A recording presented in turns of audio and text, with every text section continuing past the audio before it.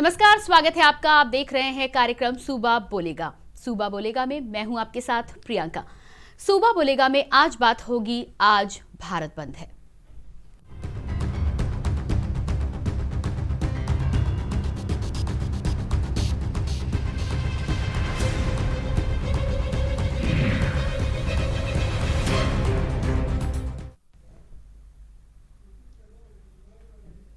GST, petrol diesel की बढ़ती कीमतों समेत कई मुद्दों पर आज भारत बंद का आह्वान किया गया। देश के कई व्यापारी संगठन, ट्रांसपोर्टर्स ने इस बंद का ऐलान किया। इस दौरान बाजारों, ट्रांसपोर्ट को बंद रखा गया और पूरे देश में आज भारत बंद का मिला जुला असर देखने को मिला है। जीएसटी में व्याप्त विसंगतियों और खामियों को दूर करने के विरोध में व्यापारियों ने हुंकार भरना शुरू कर दिया है। इसी कड़ी में कानपुर के घंटाघर में कानपुर के सभी व्यापारियों ने एकत्र होकर विरोध प्रदर्शन किया, साथ ही पैदल मार्च भी निकाला। इस दौरान कानपुर की बाजारों में बंदी का मिला जुला असर देखने को मिला है।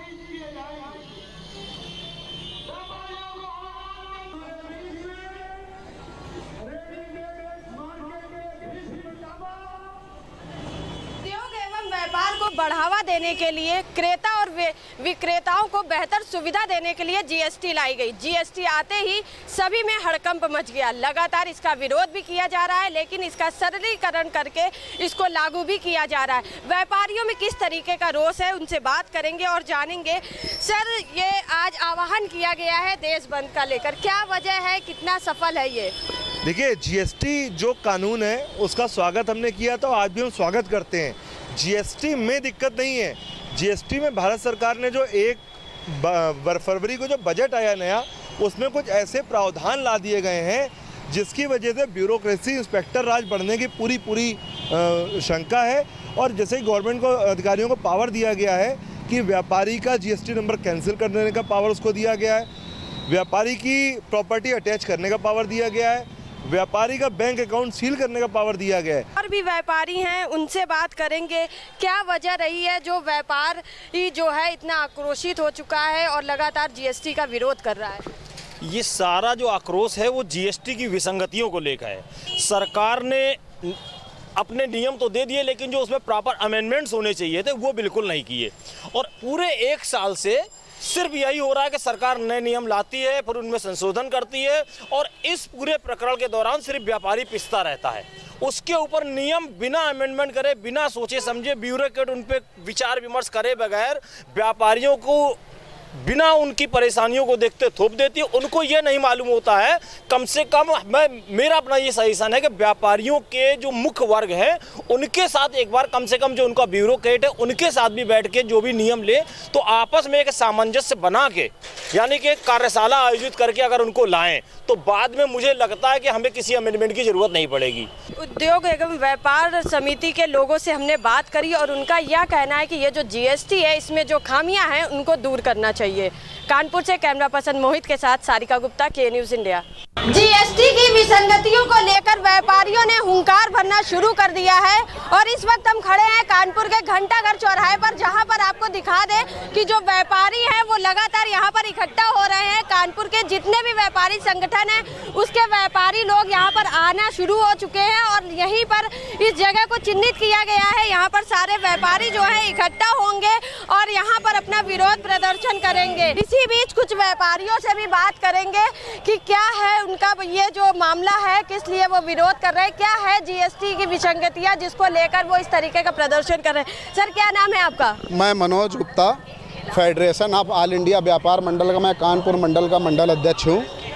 और जीएसटी की विसंगतियों के बारे में हम लोग भी विरोध में हैं, लेकिन भारत बंद का जो एक फ़ैसला है ये कुछ लोगों का अपना पर्सनल और राजनीतिक फैसला है, क्योंकि कोरोना काल में 6 महीने तो हम लोग ऐसे ही हालत ख़राब हो गई व्यापार की।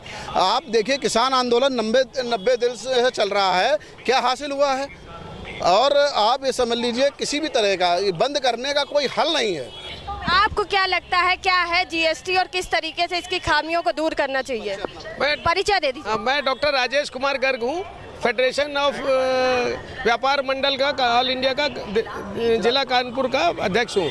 अच्छा, मैं ये कहना चाहता था कि जीएसटी की जो विसंगतियां हैं उनके प्रति हम लोगों का जो रवैया है कि भाई इसका सरलीकरण किया जाए।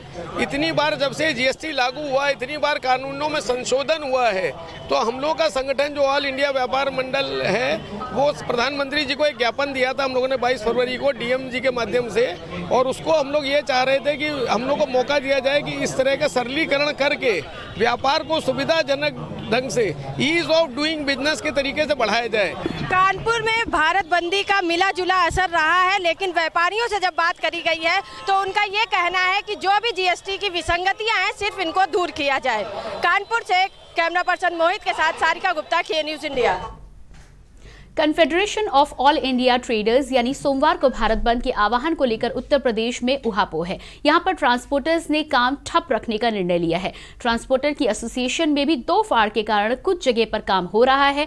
All India motor transport Congress core committee के चेयरमैन मलकीत सिंह ने कहा कि all India motor transport Congress इसका समर्थन नहीं करती है। ये बंद सिर्फ कागजों में है, जमीनी स्तर पर नहीं।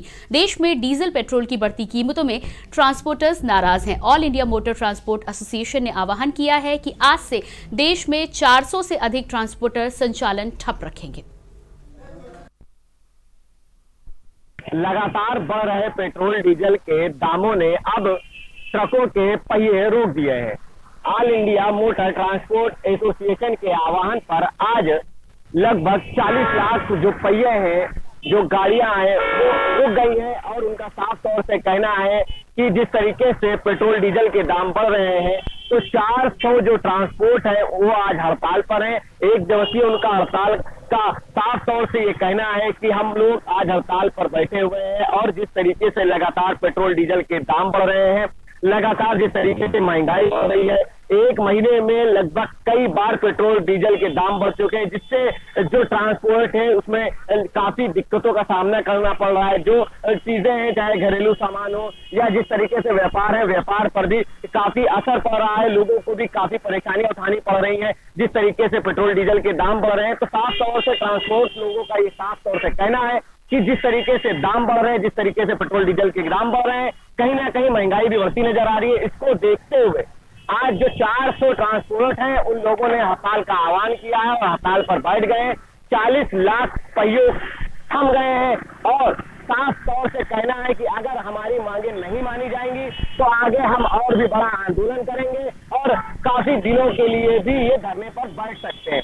अब देखना होगा जिस तरीके से लगातार धरना प्रदर्शन चल रहा है, अब क्या सरकार इस पर कोई संज्ञान लेती है, क्या पेट्रोल डीजल के दाम कम कर पाती है, क्या जो मांगे रख रहे हैं जो प्रदर्शनकारी, क्या उनके मांगों को सरकार मानती है। राजधानी लखनऊ से सफी अहमद के लिए।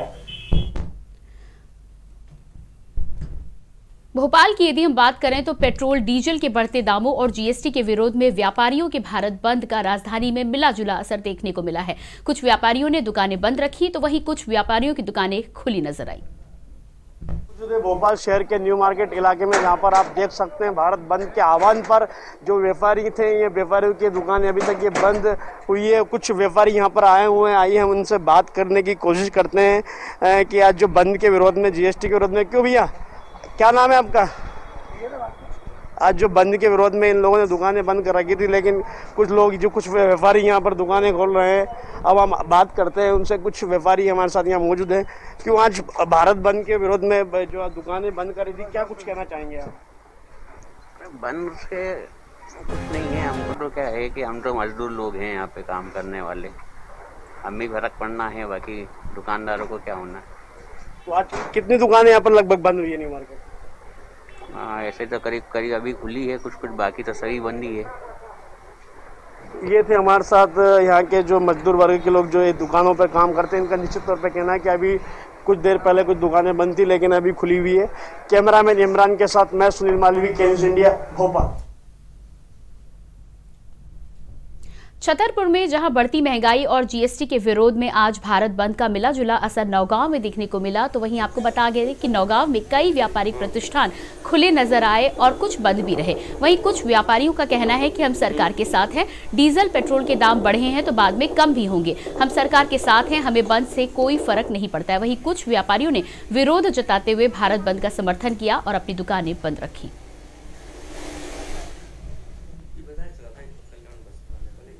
और यहाँ पर आप तस्वीरों में देख सकते हैं कि बाजार में मिला जुला असर देखने का मिल रहा है भारत बंद को लेकर।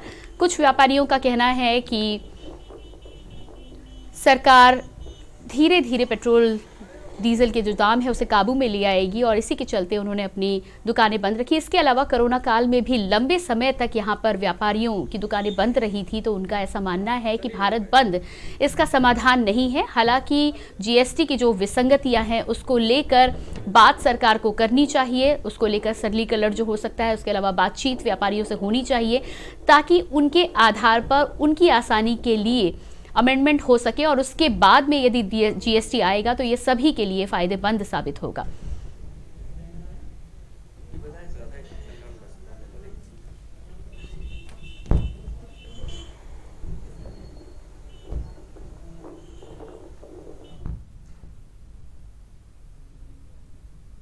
आज भारत बंद की यदि हम बात करें तो पूरे देश में इसका मिला जुला असर देखने को मिला है। जीएसटी को लेकर जो भी विसंगतियां हैं उसको लेकर तमाम व्यापारियों का ये कहना है कि सरकार को उनसे बात करनी चाहिए और बात करने के बाद जब अमेंडमेंट होंगे तो उन्हें आसानी होगी। अभी कई ऐसी परेशानियां हैं, कई ऐसी दिक्कतें हैं जिसको लेकर व्यापारियों में हलचल मची हुई है और इसी को लेकर आज पूरे देश में भारत बंद का आह्वान भी किया गया और ज्यादातर व्यापारियों ने इसका सपोर्ट भी किया, वो उसके पक्ष में नजर आए। इसी विषय पर आज हम चर्चा करने वाले हैं। चर्चा करने के लिए हमारे साथ एक पैनल जुड़ेगा। उमंग अग्रवाल जी स्टूडियो में हमारे साथ रहेंगे चर्चा के दौरान। इसके अलावा संजय गुप्ता, व्यापारी नेता लखनऊ, दीप कुमार मिश्रा, अर्थशास्त्री हमारे साथ जुड़ेंगे, अभिषेक सिंह, प्रमुख संवाददाता लखनऊ हमारे साथ जुड़ेंगे। आपका बहुत बहुत स्वागत है। उमंग जी आपका बहुत बहुत स्वागत है। इसके अलावा संजय गुप्ता आपका बहुत बहुत स्वागत है, दीप कुमार मिश्र आपका भी बहुत स्वागत है और अभिषेक सिंह आपका भी बहुत स्वागत है। सबसे पहले मैं उमंग जी आपके पास आना चाहूंगी और आज जो जीएसटी को लेकर बात हो रही है, भारत बंद का ऐलान हुआ है, सबसे पहले तो मैं ये जानना चाहूंगी कि वो कौन सी विसंगतियां हैं जिसको लेकर व्यापारी वर्ग में असंतोष है और वो सरकार से आह्वान कर रहे हैं कि कम से कम उनसे बात करी जाए ताकि वो अपनी मांगे सरकार के सामने पेश कर सके। धन्यवाद जी। सबसे पहले हमको जाना पड़ेगा जुलाई 2017 में, जब सरकार ने पता नहीं किसी जल्दबाजी के तहत इस जीएसटी कानून को लागू किया था। जल्दबाजी इसलिए है क्योंकि आज आप देख सकते हैं कि लगभग 3 साल पूरे हुए हैं और 985 से ज़्यादा संशोधन अभी इस कानून में सरकार कर चुकी है। सरकार जो एक तटस्थ भूमिका की स्थिति में रहती है, मगर आप देख रहे हैं कि उसने इतने संशोधन कर लिए हैं, तो आप कैसे उम्मीद कर सकते हैं एक यहाँ पे कम पढ़ा लिखा या कभी कभी व्यापारी कुछ भी पढ़ा लिखा नहीं होता है, वो व्यापार करना जानता है, वो कैसे इन कानूनों को समझेगा, उनको याद करेगा और उनका पालन करेगा। आज दाएं पैर की जगह बाएं पैर अगर आगे बढ़ा दिया तो सरकार का जीएसटी पोर्टल तुरंत हमें चालान बना के दे देता है कि ये देखिए ये आपने गलत किया, इसका चालान का भुगतान करिए और इस चालान पे 200% पेनल्टी दीजिए। ये सबसे बड़ी समस्या है। हम व्यापारी इसको की समझ से परे है कि इतने संशोधनों को हम कैसे व्यापार कर सकें। जी बिल्कुल उमंग जी, तो यहाँ पर कुल मिलाकर ये है कि व्यापारियों से बात करना जरूरी है, साथ ही साथ उन्हें समझाना भी जरूरी है और संशोधन या कानून यदि आए तो इस तरह का आए कि दोनों पक्षों को समझ में आए, व्यापारियों को समझ में आना चाहिए, समझ में आना चाहिए और सरल करना चाहिए। सरकार का ये कानून टैक्स लेने का है, हमें प्रताड़ना देने का या हमें किसी जुर्म की सजा देने का नहीं है। ये टैक्स लीजिए आप हमसे, हम देने को तैयार है, खुशी खुशी देने को तैयार है, मगर उसके मकर जाल में फांस करके हमें चोर क्यों साबित करना चाहती है सरकार, ये मैं आपके माध्यम से सरकार से पूछना चाहता हूं। जी बिल्कुल आगे बढ़ेंगे और बात करेंगे, लेकिन उससे पहले उमेश जैन जी हमारे साथ मेरठ से जुड़ चुके हैं, दर्शक है, कुछ कहना चाहते हैं। जी स्वागत है आपका कार्यक्रम में। हाँ नमस्ते मैडम। जी नमस्कार। हाँ मैं ये कहना चाह रहा था कि व्यापारियों पर जो जीएसटी लगाया है इसमें इतनी कमियां हैं कि व्यापारी जो है ईमानदारी से टैक्स देने के उपरांत भी वो आसानी से अपना काम नहीं कर पा रहा है और उसे बहुत परेशानी है और इतनी महंगाई हो चुकी है कि व्यापारी बेचारा कहाँ जाए, टैक्स दे या अपने बच्चों को पाले, ये कैसे करे। इतनी महंगाई में जीएसटी पर उन्हें विचार करना चाहिए जिससे व्यापारियों को कुछ राहत मिल सके। जी संजय जी, आपके पास आना चाहूंगी और हमारे तमाम दर्शक भी हैं, इसके अलावा जितने भी व्यापारी हैं उनकी मांग यही है कि सरकार को पहले बात करनी चाहिए। छोटे और मझोले जो व्यापारी हैं उन्हें ये आसानी से समझ नहीं आएगा, तो ऐसे में यदि सरकार बात नहीं करती है तो ये व्यापारियों के लिए नुकसान का सौदा साबित होगा। आपका क्या कहना है? देखिए, जीएसटी जब लगा था तो सरकार ने कहा था कि ये सबसे सिंपल टैक्स है, इसको लेकर आपको रिटर्न भरना है और उसके बाद आपको कोई जिम्मेदारी आपकी नहीं होगी। लेकिन जब से लगा 937 संशोधन इसमें हो चुके हैं और तमाम नए प्रावधान इसमें जोड़े जा चुके हैं। अभी तमाम नए प्रावधान जोड़े गए। जो जीएसटी का विरोध हम लोगों ने करना शुरू किया, व्यापारियों ने पूरे देश में इसका विरोध करना शुरू किया। इसमें जीएसटी के अंतर्गत अधिकारी को यह अधिकार दे दिया गया है कि जरा सी भी अगर गलती है व्यापारी की, बिना किसी नोटिस के वो अधिकारी जीएसटी का पंजीयन व्यापारी का रद्द कर सकता है, उसको कैंसिल कर सकता है जी। ऐसे में इंस्पेक्टर राज का बढ़ावा होगा, ऐसे में व्यापारियों के उत्पीड़न का रास्ता खुलेगा। जीएसटी R1 में और जीएसटी R3 में अगर जरा सा भी मिसमैच है तो आपके अमाउंट की वो वसूली कर सकता है और आपका स्व निर्धारण उसको मान लिया जाएगा, उसमें उसकी व्यापारी की वसूली होगी और बैंक खाता तक का उसका अटैच हो जाएगा। व्यापारियों को सुनवाई का मौका नहीं दिया जाएगा। इसलिए अगर जीएसटी आप 2 महीने का 3B नहीं फाइल करते तो आपका ई-वे बिल नहीं जनरेट होगा। ई-वे बिल पे पहले 100 किलोमीटर का था, अब 200 किलोमीटर प्रतिदिन चलाने का कर दिया कि 200 किलोमीटर प्रतिदिन आपकी गाड़ी नहीं चलती तो ई-वे बिल कैंसिल हो जाएगा। कुल मिलाकर के ऐसे तमाम प्रावधान जीएसटी में जोड़ दिए गए हैं जिसकी वजह से व्यापारियों का उत्पीड़न बढ़ेगा। जीएसटी की मंशा ये थी कि ये पूरा एक देश होगा, एक कर होगा और फेसलेस होगा। व्यापारी को मालूम नहीं होगा कि उसका काम अधिकारी उसको कौन उसका अपील कर रहा है, कौन उसको देख रहा है। ऐसे में लगातार विसंगतियां जब बढ़ती जा रही है तो व्यापारियों को इसमें समस्या उत्पन्न हो रही है, इसलिए हम लोग इसका विरोध कर रहे हैं। आज देश के अनेक जिलों में, अनेक राज्यों में आज आपने खुद आप बता रही कि बंदी का मिला जुला असर रहा। निश्चित रूप से व्यापारियों में जीएसटी को लेकर के आक्रोश है। जो सिंपल टैक्स था वो व्यापारियों के गले का फंदा बनता जा रहा। जी बिल्कुल। तो कुल मिलाकर एक तो ब्यूरोक्रेसी बढ़ेगी, दूसरी बात यह है कि यदि कोई परेशानी या प्रॉब्लम किसी व्यापारी को आती है तो सुनवाई का भी कोई प्रावधान इसमें रखा नहीं गया है। उन्हें पता ही नहीं है कि किसके पास जाना है सुनवाई करने के लिए। आगे बढ़ेंगे, चर्चा को जरूर आगे बढ़ाएंगे, लेकिन अमर सिंह जी दिल्ली से हमारे साथ दर्शक जुड़ चुके हैं, पहले इनसे बात करेंगे। जी अमर सिंह जी, स्वागत है आपका कार्यक्रम में। शायद संपर्क हमारे यहाँ पर टूट गया है। दीप कुमार जी, आपके पास आऊंगी। अर्थशास्त्री हैं, आपकी नजर से मैं समझना चाहूंगी कि जीएसटी को लेकर एक तो ये जो विरोध हो रहा है, क्या ये जायज है? इसके अलावा सरकार ने कौन से ऐसे प्रावधान किए हैं जिसकी वजह से व्यापारियों को दिक्कतें पेश आ रही हैं? दीप जी, क्या आप मुझे सुन पा रहे हैं? आगे बढ़ेंगे, दीप जी से हमारा संपर्क अभी होगा। आगे हम बढ़ेंगे और अभिषेक सिंह लखनऊ से हमारे प्रमुख संवाददाता हमारे साथ जुड़े हैं। अभिषेक जी, आपके पास आऊंगी और आपसे ये जानना चाहती हूँ कि सबसे पहले तो जीएसटी की ये जो व्यापारियों की मांगे हैं, क्या ये जायज है? दूसरी बात ये है कि सरकार ने ऐसे कौन से प्रावधान किए हैं जिससे मुख्य रूप से व्यापारियों को दिक्कतें हो रही हैं? या बिल्कुल बात की जाए जीएसटी की तो कुछ प्रैक्टिकल दिक्कतें यानी व्यावहारिक परेशानियां जीएसटी को लेकर सामने आ रही हैं। जीएसटी को लागू करने का मुख्य उद्देश्य था कि एक समराइज टैक्स नीति बनाई जाए जिसके अंतर्गत सभी टैक्सेस हों और सरकार के राजस्व को साथ ही साथ व्यापारी को भी उसका फायदा मिल पाए। इसके बनस्बत कि वो अलग अलग तरीके के टैक्स जमा करते हैं, उसका एक रेट ऑफ इंटरेस्ट तय रहता है और बाकी सारी चीज़ें थी। और उसके ज़रिए भी जीएसटी का जो बिल होता है या जीएसटी किसी भी काम करने से पहले जो जीएसटी नंबर दिया जाता है उसके कई अपने अलग अलग फ़ायदे भी हैं, लेकिन कई सारी व्यवहारिक दिक्कतें सामने आ रही हैं और उसको लेकर के कोई ऐसा फोरम नहीं बनाया गया है जिसमें उस परेशानी को लेकर के कोई बात हो पाए। जीएसटी बिल को लेकर के, जीएसटी बिल के वापस होने को लेकर के या किसी कंस्ट्रक्शन काम को लेकर के जो पहले से जीएसटी जमा होता है उस पैसे के वापस आने के बाद उस पर दोबारा जीएसटी लग जाता है कई बार। तो ये इस तरह की व्यवहारिक परेशानियां जो कई सारे लोगों के साथ पेश आई हैं और खास तौर पर कोविड काल के दौरान जब छोटे मझौले उद्योग खासे तालाबंदी के दौर से गुजरे हैं, निश्चित तौर पर उसके बाद जीएसटी की विसंगतियां बर्दाश्त नहीं कर पा रहे थे व्यापारी और शायद यही वजह थी कि भारत बंद का ऐलान किया गया। हालांकि उत्तर प्रदेश की राजधानी लखनऊ में मिला जुला असर देखने को मिला है, लेकिन ये साफ है कि जीएसटी में एक ऐसे फोरम को बनाए जाने की जरूरत है जिसमें व्यापारी जाकर अपनी बात भी रख पाए। अगर उन्हें कोई चीज विसंगत लग रही है, नॉन प्रैक्टिकल लग रही है, उसको लेकर भी उस फोरम पर कोई बात दर्ज कराई जा सके। एक कानून बनाया गया है निश्चित तौर पर जिससे देश के राजस्व को फायदा मिल पाए, व्यापारी वर्ग को फायदा मिल पाए, लेकिन अगर वहां कोई विसंगति है, नॉन प्रैक्टिकल बात आ रही है सामने, अव्यावहारिक बात आती है, तो उसको लेकर भी वो अपनी बात रख पाए, इस तरह कोई प्रावधान बनाया जाना चाहिए। इसको लेकर के लगातार व्यापारी पहले भी बात करते हुए नजर आए और अब आंदोलन तक बात आ गई है। जी बिल्कुल, तो एक ऐसा फोरम होना चाहिए जहां पर व्यापारी अपनी शिकायत कम से कम रख सके और उसके बाद उसका निपटारा किस तरह से होगा ये सरकार को देखना होगा। उमंग जी, आपसे अगला सवाल मेरा ये है कि जिस तरह से ब्यूरोक्रेसी बढ़ने की बात हो रही है, अधिकारी को यहाँ पर बहुत सारे अधिकार दे दिए गए हैं और ऐसे में यदि व्यापारी से छोटी सी भी गलती होती है तो उसे भुगतान करना पड़ेगा और यहाँ पर पंजीयन भी कैंसिल हो सकता है। तो ये तमाम ऐसी चीजें जिसमें अधिकारी को तो अधिकार दे दिए गए हैं लेकिन व्यापारी को कहीं ना कहीं सीमित करने की बात की गई है।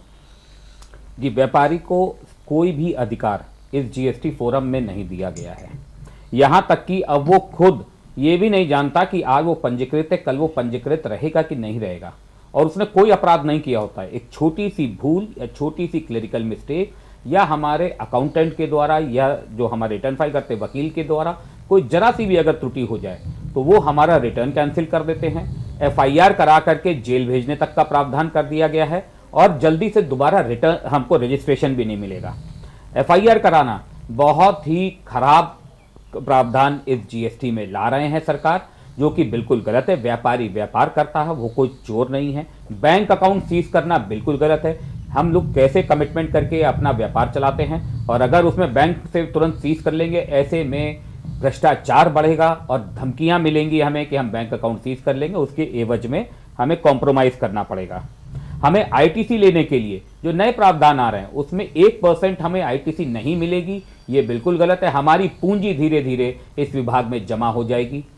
दूसरा, व्यापारी जो हमें माल बेच रहा है, अगर उसके रिटर्न भरने में कोई त्रुटि हो गई या उसने रिटर्न नहीं भरा या डिले भरा तो हमें उसका तो टैक्स हमने दिया हुआ है जो हम ऑलरेडी दे चुके हैं, उस पर दोबारा हमें टैक्स जमा करना पड़ेगा। ये कहीं पे भी न्याय संगत नहीं है। ऐसे में हमारा पैसा फंसेगा और कोई भी आप लोग रेगुलरली इस चीज़ को छापते भी हैं और चीज़ को दिखाते भी हैं। अगर जीएसटी से रिफंड लेना है तो व्यापारी हलकान हो जाता है, उसको बहुत सारे कॉम्प्रोमाइज़ करने पड़ते हैं और बिना चढ़ावा चढ़ाए विभाग में रिफंड नहीं मिलता है। यहाँ पे 4 ट्रिब्यूनल काम कर रही थी, अभी पीछे आपने बताया 4 ट्रिब्यूनल काम कर रही थी। नए प्रावधान में एक भी ट्रिब्यूनल कानपुर में नहीं रहेगा, उसको लखनऊ ले जाया जा रहा है। ये कहीं ना कहीं बहुत बड़ा दुर्भाग्य है कि जहां पे इतना काम था कि 4 ट्रिब्यूनल थी, वहां सारी ट्रिब्यूनलें हटाई जा रही है।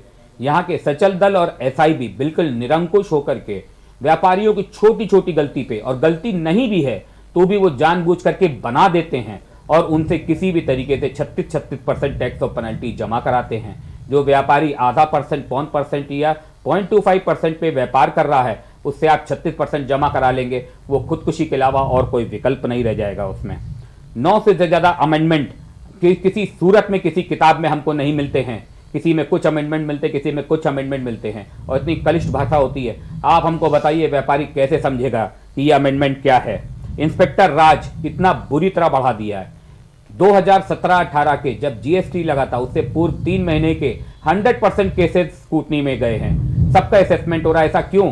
पहले ये था मात्र 10% जाएंगे। इस बार जब अधिकारियों को लगा कि अब तो ये सारी जो व्यापारी रूपी मुर्गियां हैं ये निकल जाएंगी, तो उन्होंने सारे केसेस पे स्कूटनी कर दी और सब पे पैसा लेकर के वो स्कूटनी उसका असेसमेंट कर रहे हैं। ये बिल्कुल गलत है।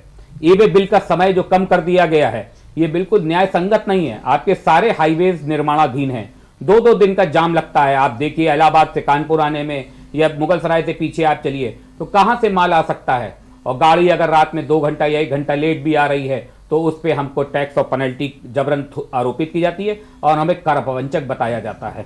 ये कहाँ का न्याय है? 2 माह से भी ज़्यादा बीतने पर हमें ई-वे बिल नहीं जनरेट कर पाएंगे, ये बिल्कुल गलत है। इतना हाई रेट उन्होंने टैक्स का कर दिया है।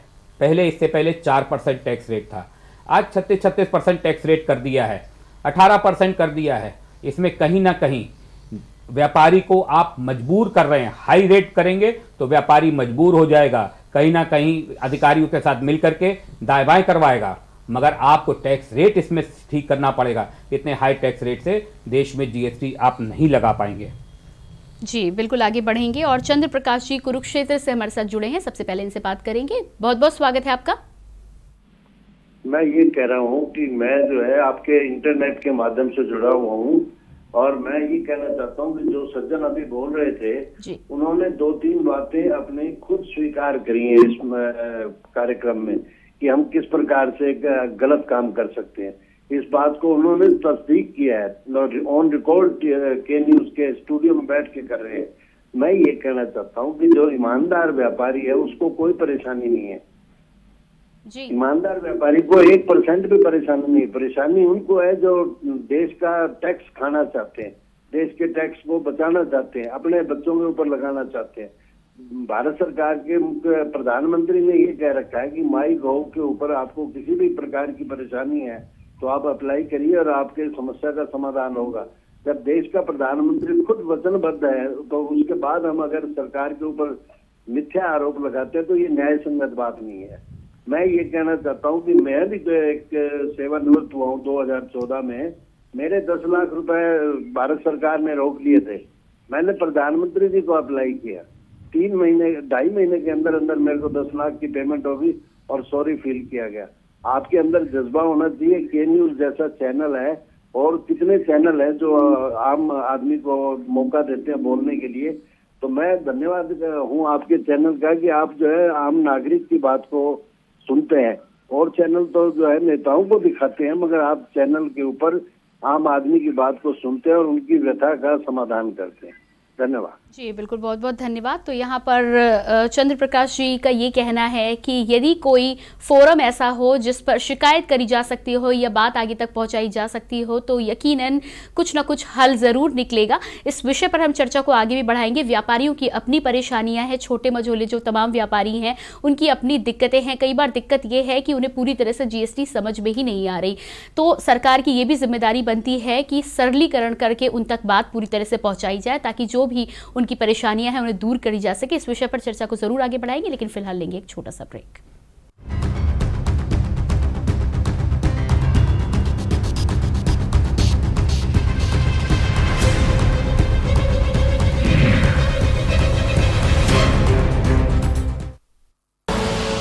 आप देख रहे हैं के न्यूज, खबरों का सारथी।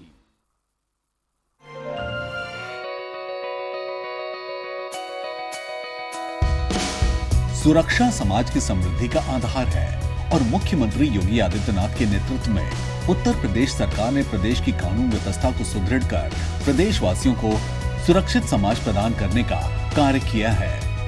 थाने में आए, यहाँ पे हमारी मैम ने बहुत अच्छे से हेल्प की है, जो मुझे बहुत अच्छा लगा। मैं ऐसी पुलिस फोर्स का धन्यवाद करना चाहती हूँ। आज पूरे उत्तर प्रदेश में महिलाओं के प्रति किए गए किसी भी अपराध के खिलाफ 0 टॉलरेंस नीति लागू है। महिलाओं की सहूलियत के लिए प्रदेश के सभी 1535 थानों में महिला हेल्प डेस्क की स्थापना की गई है। प्रदेश की कानून व्यवस्था को और भी मजबूती प्रदान करने के लिए 144 नए थानों और 50 पुलिस चौकियों की स्थापना उत्तर प्रदेश में की गई है। 350 तहसील, 1535 थानों में ये व्यवस्थाएं पहले चरण में दी जा रही हैं, जिससे महिलाएं अपनी शिकायत को वहां पर रख सकें और उसकी समयबद्ध ढंग से उन समस्याओं का समाधान का रास्ता निकल सके। ऑनलाइन अपराधों की रोकथाम के लिए उत्तर प्रदेश के हर जनपद में साइबर सेल की स्थापना हुई है। मुख्यमंत्री योगी आदित्यनाथ के नेतृत्व में आज उत्तर प्रदेश की कानून व्यवस्था में मजबूती आई है। प्रदेश की महिलाओं को सुरक्षित वातावरण मिल रहा है और उत्तर प्रदेश को नई पहचान मिली है। खुदी को आजमाया है तो ये अंदाज आया है, खुदी को आजमाया है तो ये अंदाज आया है। तुम में भी मैं हूं, शुद्ध प्लस पान मसाला। माननीय प्रधानमंत्री श्री नरेंद्र मोदी के मार्गदर्शन में प्रशस्त होती राहें, त्रिवेंद्र सरकार की साफ नीयत और विकास का संकल्प, स्मार्ट सिटी के रूप में विकसित हो रहा है राजधानी क्षेत्र। कुंभ नगरी, योग नगरी और द्रोण नगरी के बीच सुगम होगा आवागमन। ये संभव होने जा रहा है चौड़ी सड़कों, फ्लाईओवर्स, ओवरब्रिज और पुलों के निर्माण से। सुंदर और घने जंगल से गुजरता 4 lane highway, Lachhiwala bypass, Bhaniyawala, Lal Tappad, 3 पानी और नेपाली फार्म में फ्लाईओवर, रायवाला मोतीचूर और सर्वानंद घाट पर पुल। शानदार इंफ्रास्ट्रक्चर से मिलेगी विकास को रफ्तार।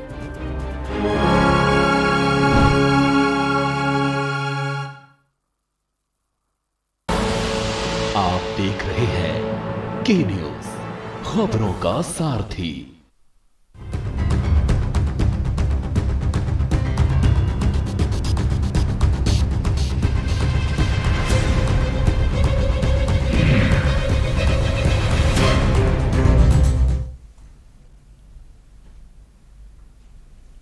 ब्रेक के बाद एक बार फिर से आप सभी का स्वागत है कार्यक्रम सूबा बोलेगा में। सूबा बोलेगा में आज हम चर्चा कर रहे हैं भारत बंद को लेकर, और भारत बंद ये आयोजित किया गया है जीएसटी को लेकर। तमाम व्यापारियों ने पूरे देश में आह्वान किया है व्यापारियों से, और इसका एक बहुत ही बड़ा असर व्यापारियों में देखने को भी मिला है। तमाम ऐसे व्यापारी हैं जिनको ये कहना है कि विसंगतियां हैं, सरकार को कोई ना कोई ऐसा फोरम बनाना चाहिए जिसके माध्यम से वो अपनी बात सरकार तक पहुंचा सके।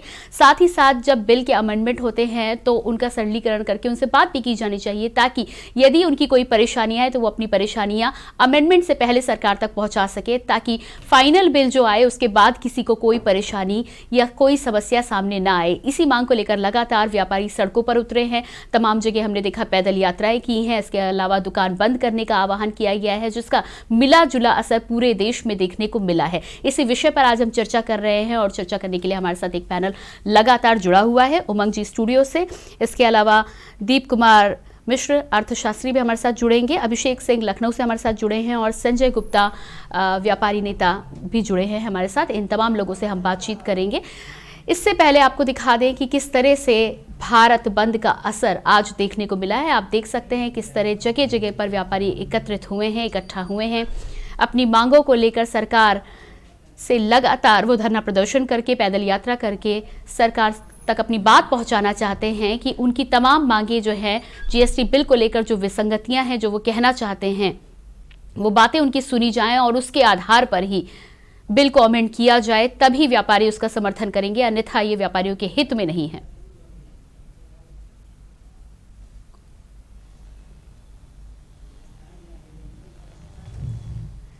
सर नाम अपना बता दीजिए। हाँ ठीक है। तो लगातार हम यहाँ पर आपको तस्वीरें दिखा रहे हैं भारत बंद की। देश के अलग अलग हिस्सों में आपको अलग अलग तस्वीरें देखने को मिली हैं, और इसी के साथ ही हम लगातार अपनी चर्चा को जारी रख रहे हैं। हमारे साथ दीप कुमार मिश्र अर्थशास्त्री जुड़ चुके हैं, इनसे बात करेंगे। दीप जी, सबसे पहले तो आप से मेरा सवाल ये है कि जीएसटी को मैं एक अर्थशास्त्री के नज़रिए से देखना चाहूँगी। ऐसा क्या है जो व्यापारियों को नागवार गुजर रहा है, और सरकार इस पर बात करने के लिए तैयार क्यों नहीं हो रही है, या फिर सरकार ने जो भी बिल तैयार करे हैं वो पूरी तरह से सही हैं? पहली बात तो ये कि सरकार बात करने के लिए तैयार नहीं हो रही है, ये हमें कहीं से समझ में नहीं आ रही बात। इसलिए समझ में नहीं आ रही है क्योंकि जीएसटी में कोई भी अमेंडमेंट, कोई भी डिसीजन तभी हो पाता है जब वो जीएसटी काउंसिल में पास होता है, और जीएसटी काउंसिल में सारे स्टेट्स का रिप्रेजेंटेशन है। मतलब सारे ऐसा कोई राज्य नहीं जहाँ का प्रतिनिधित्व ना हो। वहाँ पर जब राज्यों का प्रतिनिधित्व है तो वहाँ पर उनकी बात सुनी भी जाती है, उस हिसाब से निर्णय भी लिए जाते हैं, और ये निर्णय लिए जाते हैं सामान्यतः जो है आम सहमति से। कभी कभार होता है कि किसी चीज़ पर वोटिंग की जरूरत आवे, अन्यथा होता है कि आम सहमति से ही सारे निर्णय होते हैं। तो उस पर हमें लगता है कि वहाँ पर अपनी बात रखी जाती होगी, सब लोग रखते होंगे और रखना चाहिए भी। अगर वहाँ पर अपनी बात नहीं कह पा रहे जहाँ पर कि काउंसिल पूरी बनी हुई है, तो फिर बाहर कोई बात करने से ना करने से हमें नहीं लगता कि। लेकिन दीप जी, यहाँ पर उमंग जी का तो कहना है कि उनके पास आखिरी रास्ता हाईकोर्ट का ही बचता है, सुनवाई करने के लिए उनके पास कोई फोरम नहीं। कोई ऐसा डिसीजन हो जाता है, सरकार मान लीजिए ठीक है जीएसटी काउंसिल से भी सही डिसीजन नहीं हो पाया, तो उसके बाद तो न्याय प्रक्रिया है, वहाँ पर जाके लोग अपनी बात कह सकते हैं। जब कभी कभी कोई कानून बन जाता है उसके बाद भी लोग जाते हैं संविधान पीठ के पास जाते हैं, उनसे वहाँ पर प्रश्न ये रखा जाता है कि ये जो कानून बना है संविधान सम्मत है भी कि नहीं है, या कुछ इसमें ऐसी चीज़ तो नहीं जिसमें कि लोगों के जो मानव के जो मूल अधिकार है उनका भी हनन हो रहा है। इन सब चीज़ों विषयों पर भी जो है सुप्रीम कोर्ट तक सुनवाई होती है बाकायदा। जी, इसके अलावा इतने सारे संख्या में, इतनी भारी मात्रा में व्यापारियों का समर्थन यदि मिल रहा है तो कहीं ना कहीं कोई बात होगी। ये भी माना जा रहा है कि ट्रिब्यूनल जो हैं वो पहले जितने हुआ करते थे उसको कम किया जा रहा है, तो व्यापारी आसानी से अपनी बात नहीं रख पाएंगे। बिल्कुल होता ही है कि व्यापारी को देखिए, व्यापार करने में हमेशा सुविधा मिलनी चाहिए, व्यापारी को हर स्तर पर मिलनी चाहिए, चाहे वो अपना माल प्रोक्योर करते समय, चाहे माल की बिक्री करते समय, और इसके अलावा जितने भी लीगल कंप्लेंसेस हैं उनको करते समय। अगर उसको सुविधा नहीं मिलेगी तो पता लगा कि व्यापार छोड़ के वो इन्हीं सब चीज़ों में लगा रहेगा और व्यापारिक गतिविधियाँ उससे उसकी रुकेंगी। तो व्यापार करने में सुविधा उसको मिलनी ही चाहिए, ये इसका सामान्य तौर पर एक मौलिक अधिकार भी है उसका। और अगर इसकी कहीं सुनवाई नहीं हो रही तो फिर तो कोर्ट है ही है भाई। अगर मान लीजिए विरोध प्रदर्शन किया जाता है और लोग नहीं सुनते हैं, मान लीजिए सरकार भी सुनने के लिए तैयार नहीं होती उसके बाद भी, जैसा कि आपने कहा सरकार सुनने के लिए तैयार नहीं, बात करने के लिए तैयार नहीं है, जैसे ऐसी कोई प्रक्रिया हमको जो सामान्यतः जीएसटी के सिस्टम में समझ आती है वो नहीं है, क्योंकि जीएसटी की काउंसिल में डिसीजन हो रहे हैं। लेकिन इसके बाद भी कहीं अगर कुछ ऐसा है तो फिर सुप्रीम कोर्ट है, वहाँ पर जाके व्यापारी लोग अपनी बात रखते हैं और वहाँ पर सुना जाएगा। ऐसा कि जी उमंग जी, आपसे जवाब चाहूंगी इस पर। यहाँ प्रदीप जी का कहना है कि आप राज्यों में आसानी से अपनी कंप्लेंट कर सकते हैं और वहाँ पर आपकी सुनवाई होगी, तो उसमें क्या परेशानी है? हम लोगों ने कई ऐसे प्रावधान है जिसके लिए राज्य सरकार को लिखा है, जीएसटी के कमिश्नर को लिखा है, जैसे कि सबसे बड़ा ज्वलंत मुद्दा है समय कम करने का ई वे बिल पे, जो समय के अंतर्गत हमारा माल नहीं आ पा रहा है, मगर कहीं भी कोई सुनवाई नहीं हुई है। और आज आप देख सकते हैं कि प्राइमा फेसाई प्रथम दृष्टा सचल दल के अधिकारी हमारे व्यापारियों से पैसा जमा करा रहे हैं, मगर जब हम न्यायालय जाते हैं या अपील में जाते हैं तो वही पैसा हमारे व्यापारी को वापस मिल जाता है। तो कहीं ना कहीं इस पर प्रश्न चिन्ह लगता है कि क्या जीएसटी के अधिकारी सही काम कर रहे हैं, या सरकार ने जो संशोधन करके समय को आधा किया है क्या वो सही किया है? ऐसे तमाम कानून हैं। दूसरे आदमी के द्वारा रिटर्न ना फाइल करके हमें जो क्रेडिट नहीं मिलेगा, इसके विरोध में हम लोगों ने लगातार मेल भी भेजी हैं, उनको लेटर भी लिखे हैं और लगातार चिता रहे हैं, मगर इसमें भी कोई संशोधन दिखाई नहीं दे रहा है। ऐसे तमाम चीजें हैं। आप देखिए सरकार कुछ भी सुनने को तैयार नहीं है। जी, इसके अलावा संजय जी आपके पास आना चाहूंगी। यहाँ पर उमंग जी का ये कहना है कि ई वे बिल की जो समय सीमा कम की गई है उससे व्यापारियों को बहुत नुकसान होगा, आपका क्या कहना है? देखिए, अभी एक विषय ये आया कि जीएसटी काउंसिल में अपनी बात कहें। मैं आपके माध्यम से उनको और सभी को बताना चाहूंगा, जीएसटी काउंसिल में पूरे देश का एक भी व्यापारी प्रतिनिधि शामिल नहीं है।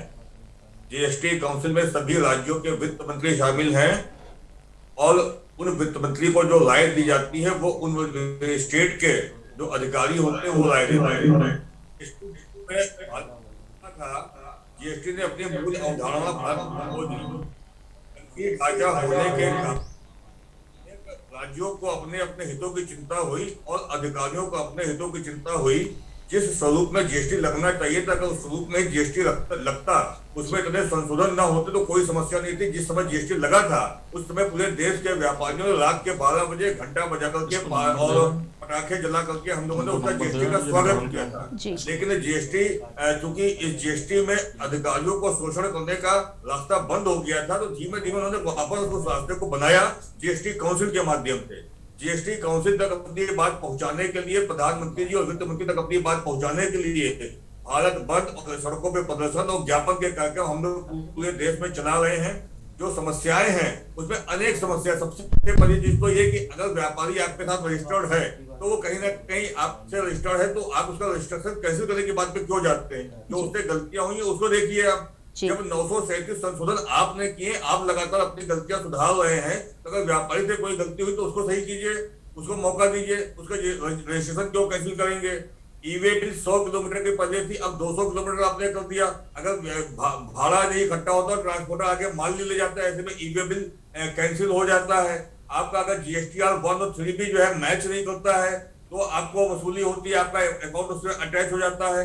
GSTR 3B अगर 2 महीने आप फाइल नहीं करते हो, GSTR 1 फाइल नहीं कर पाएंगे, तब आप उसके बाद 2 महीने का जीएसटी आप 3B आपने नहीं फाइल किया तो ई-वे बिल नहीं आपका जनरेट होगा।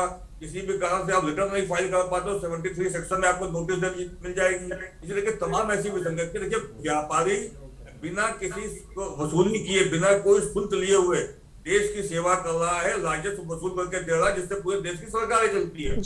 ऐसे में व्यापारियों को सुविधाएं मिलनी चाहिए, व्यापारियों को सरकार को धन्यवाद देना चाहिए, ना कि व्यापारियों को नए नए कानून लगा करके, नए नए नियम लगा करके उसको प्रताड़ना देनी चाहिए। अभी अर्थशास्त्री महोदय ने भी कहा कि व्यापारियों को मौका मिलना चाहिए व्यापार करने का। आज स्थिति ये हो गई कि हम व्यापार कम कर पा रहे हैं, पूरा समय हमारा जीएसटी की पालना में लग रहा है। ना सीए ठीक से फॉर्म को भर पा रहा है, ना अधिकारी कोई भर पाते हो, ना व्यापारी भर पाते हैं। इतने टिपिकल फॉर्म बना दिए हैं। ऐसी स्थिति में व्यापारी 24 घंटे इसी उलझन में कैसे जीएसटी से उसको फॉर्म भरे, कैसे उसका रिटर्न जाए, कैसे उसको पैसा मिले, कैसे उसका क्लेम मिले, इनपुट मिले। लेकिन आज ये समस्याएं हो रही हैं। व्यापारी एक समाज का ऐसा वर्ग है जिसको कतई भी उसके पास समय नहीं है उलझन पैदा करने का। जी बिल्कुल, जी बिल्कुल, आपका कहना सही है। आगे बढ़ेंगे और इस सवाल को लेकर मैं दीप जी के पास जरूर आऊंगी, लेकिन उससे पहले संगीता जी नोएडा से हमारे साथ जुड़ी है, उनसे बात करेंगे। संगीता जी, बहुत बहुत स्वागत है आपका कार्यक्रम में। जी संगीता जी, आप अपनी बात रखें। हेलो जी जी जी नमस्कार। मैं सुनीता बोल रही हूँ नमस्कार। नोएडा से। मैम, मेरा कहना ये है कि महंगाई ने आम जनता की कमर तोड़ दी है जी मैम, और इसमें परेशान है लोग। आपके दिल से आभारी है हम कि आपका चैनल हमारी इतनी बात सुनता है, जो कि पीएम मोदी तक हमारी बात पहुंचाए। हम दिल से आपका शुक्रिया अदा करते हैं और हम चाहते हैं कि हमारी आवाज पीएम मोदी तक आप पहुंचाए। मैम, हमारी दरख्वास्त ये है कि हमारा ना कोई काम है, ना कोई धंधा है। हम पति पत्नी, हमारा एक बच्चा है, एक बच्चा मर गया परेशानी की वजह से ही।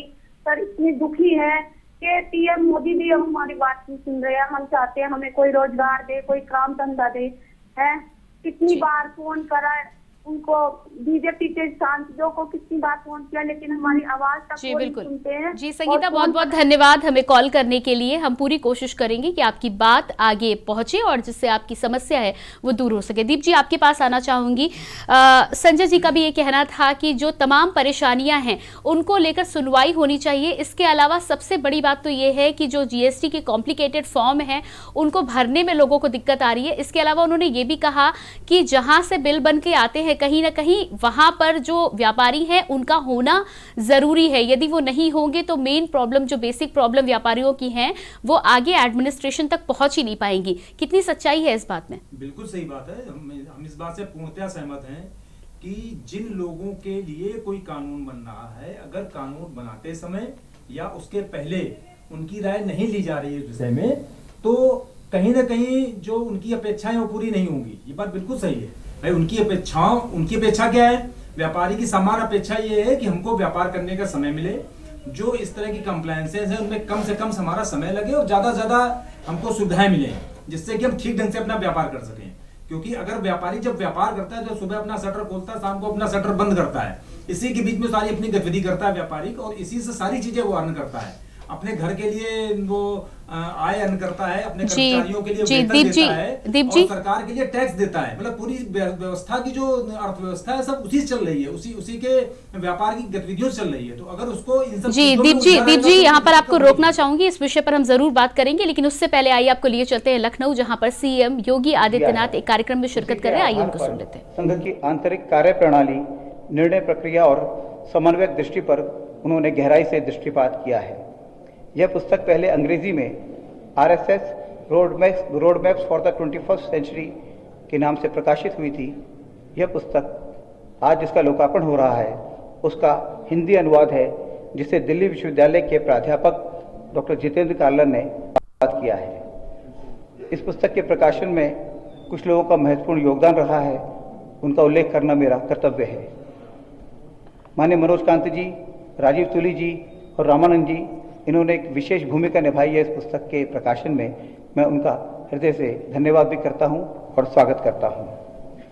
पुस्तक पर संक्षिप्त टिप्पणी के लिए मैं सबसे पहले आमंत्रित कर रहा हूं वरिष्ठ स्तंभकार श्री नरेंद्र भदौरिया जी को। आइए नरेंद्र जी।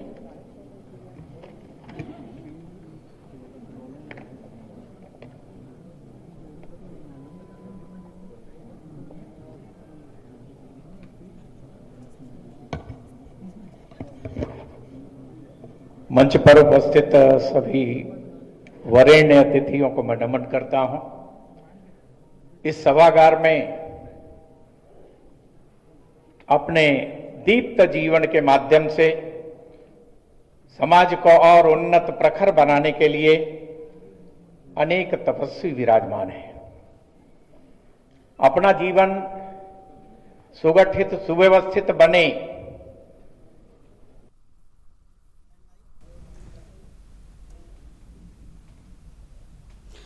तो लखनऊ के इंदिरा गांधी प्रतिष्ठान में सीएम योगी आदित्यनाथ सुनील अमरेकर की पुस्तक का विमोचन करते हुए और वहां पर जनता को संबोधित करते हुए। आइए आगे बढ़ेंगे और आज हम चर्चा कर रहे थे भारत बंद को लेकर। व्यापारियों में जिस तरह का असंतोष है वो सरकार से अपनी तमाम मांगों के विषय में बात करना चाहते हैं। साथ ही साथ उनका ये भी मानना है कि यदि जीएसटी को सरल कर दिया जाए तो उनके लिए ये बात आसान होगी और वो आसानी से जीएसटी का पालन कर पाएंगे। इसी विषय पर चर्चा कर रहे हैं। पैनल मेरे साथ लगातार जुड़ा हुआ है। दीप जी, आपसे मेरा सवाल ये था कि जीएसटी में जब जीएसटी बनता है तो व्यापारी को वहां होना जायज़ है। यदि व्यापारी वहां पर नहीं होंगे पैनल में तो उनकी जो समस्याएं हैं वो सरकार तक, एडमिनिस्ट्रेशन तक पहुंच ही नहीं पाएंगी। आप उस पर बात कर रहे थे, मैं चाहूंगी आप अपनी बात पूरी करें। हम फिर से अपनी बात को वहीं से प्रारंभ करते हैं कि व्यापारी अगर अपनी केवल व्यापारिक गतिविधियों में लगा रहेगा तभी वो सारी चीजों को पाल पोस पाएगा। मतलब सरकार को टैक्स देना भी वहीं से निकलता है जी। जब उसकी गतिविधि ही नहीं चलेगी, वो सब इस तरह की कंप्लायंसेस के चक्कर में फंसा रहेगा तो व्यापार कब करेगा? तो जब वहां वो व्यापार करेगा उससे वो टैक्स पे कर पाएगा, उससे टैक्स पे करेगा तब जो है सरकार की जो बाकी समाज की अर्थव्यवस्था है उसकी गतिविधियां सारी चलेंगी। की बात बिल्कुल सही है। और ये केवल जीएसटी के लिए नहीं, कोई भी ऐसा कानून जिससे कि किसी भी तरह की कोई व्यापारिक एवं औद्योगिक गतिविधि जो अफेक्ट कर रही है उसमें जो है उनकी भागीदारी होनी बहुत जरूरी है।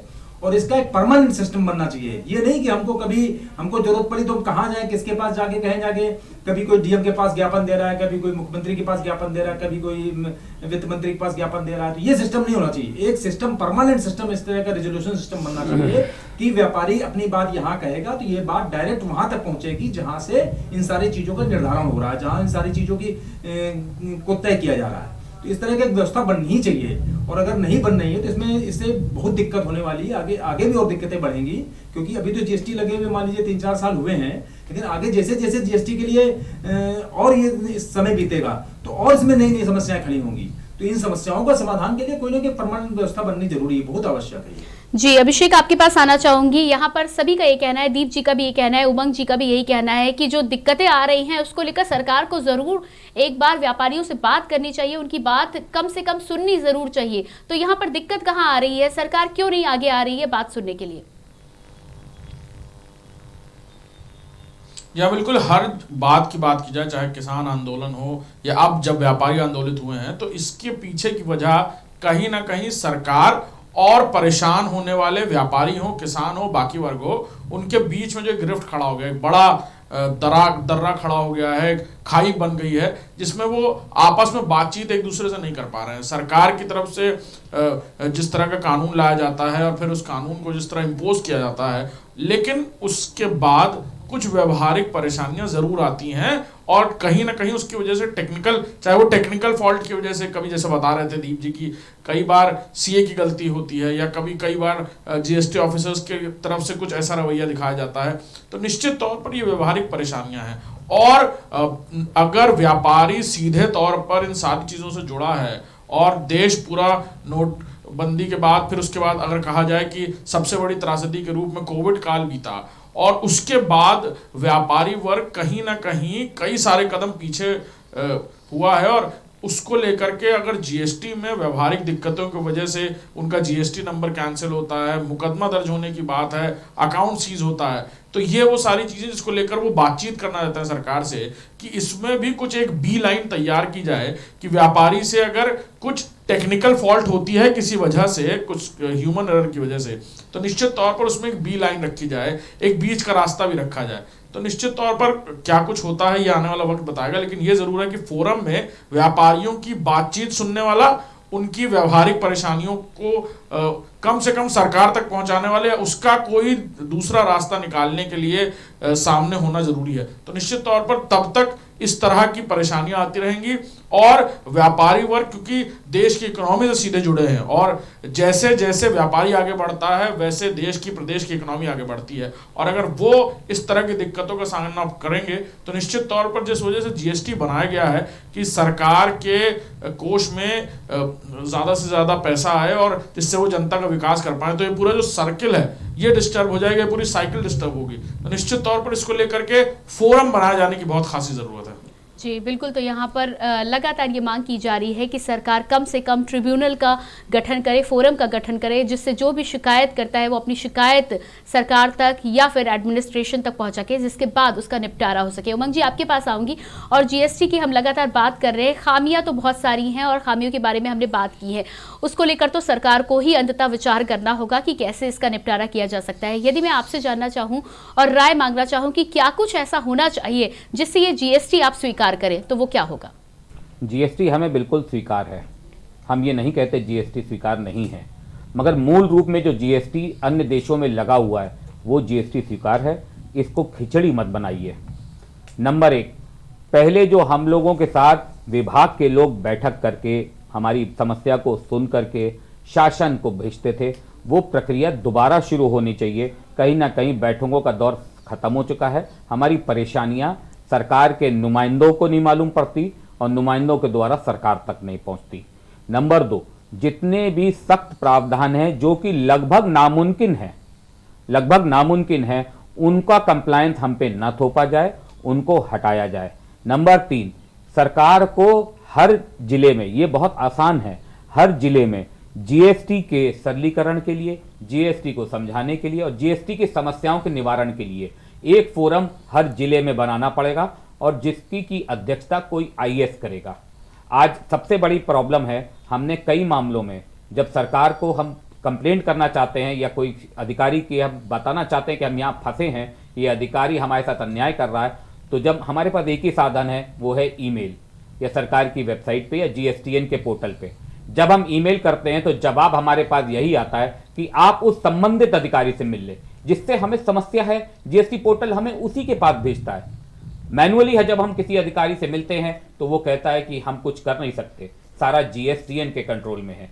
तो ये एक चक्रव्यूह जैसा है जिसमें व्यापारी फंस चुका है। व्यापारी यहाँ पे अभिमन्यु की तरह है, हत्या हो जाए उससे पहले इसको बचा लीजिए। लगभग 25% व्यापारियों ने कानपुर में संन्यास ले लिया है, वो अब व्यापार से विरक्त हो गए हैं और पेंशन या इंटरेस्ट इनकम पे चले गए हैं। ऐसा ना हो ये फिगर बढ़ जाए। हमको देश का पहिया चलाना है, देश को विकास कराना है, तो हमें व्यापारियों की समस्याएं सुन करके इसको प्रावधानों को सरलीकृत करना पड़ेगा, इसको सिंपल करना पड़ेगा, टैक्स रेटों को नीचे लाना पड़ेगा। जितना आप टैक्स रेट नीचे लाएंगे, आप देखिए सब जगह टर्नओवर कम हो गए हैं। हम बड़े बड़े भामाशाह मल्टीनेशनल्स की बात नहीं करते या चंद 5-7% लोगों की बात नहीं करते जो व्यापारी हैं जिनके यहाँ 500-500 लोग नीचे सीए काम कर रहे होंगे।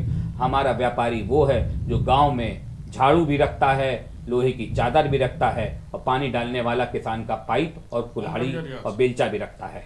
हम उस व्यापारी की बात कर रहे हैं, उसके हित के लिए आपको सोचना पड़ेगा।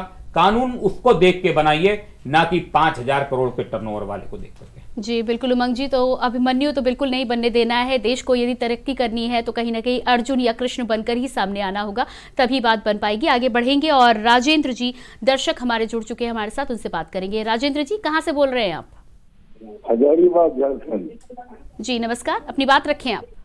हाँ नमस्कार मैम। देखिए जो जीएसटी का मामला है ये इसमें व्यापारी को कोई घाटा नहीं है, न सरकार को घाटा है जी। ये जो भी सामान आप खरीदने जाते हैं वो जीएसटी जोड़ लेता है, जनता के माथे पर आ जाता है जी। माने हर तरह का मार जनता के ऊपर है, मिडिल क्लास के ऊपर है। व्यापारी को अपना पॉकेट से जीएसटी नहीं देना पड़ता है। आप एगो बर्तन खरीदिए, एगो रेडियो खरीदिए, एगो टीवी खरीदिए, जीएसटी अब आप अलग से दीजिए।